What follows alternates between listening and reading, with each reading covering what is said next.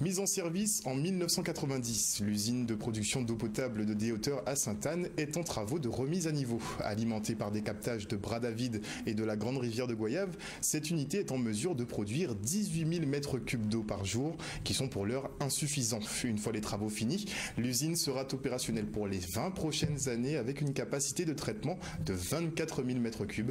Municipalité, opérateurs du SIAG et du département étaient en visite sur le chantier de l'usine. Le reportage.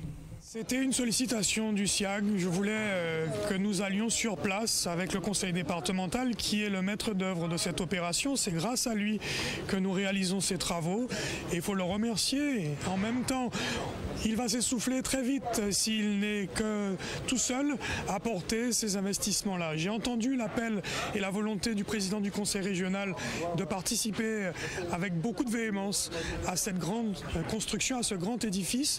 Et c'est le souci qui est le nôtre et au-delà de la fonction qui m'anime au sein du SIAG.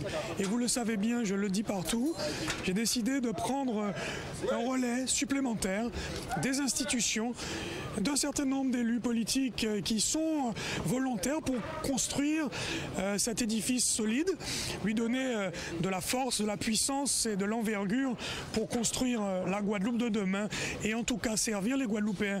Et il y en a tellement d'autres à constituer sur tout le territoire guadeloupéen, au-delà du périmètre du SIAG.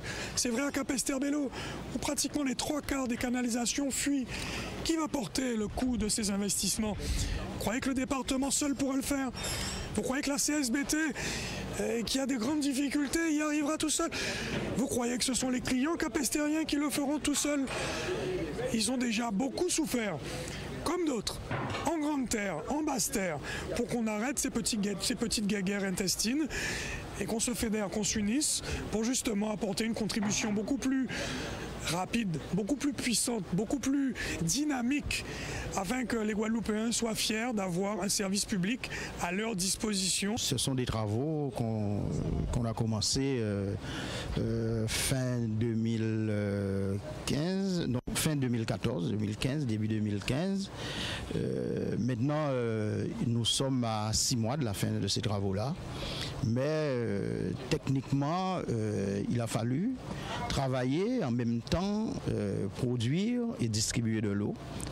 Mais le problème le plus important, c'est ce problème de canalisation où nous attendons, le conseil départemental attend l'accompagnement des communautés d'agglo, de la région, de l'État, pour pouvoir satisfaire la demande des administrés de ces différentes communes.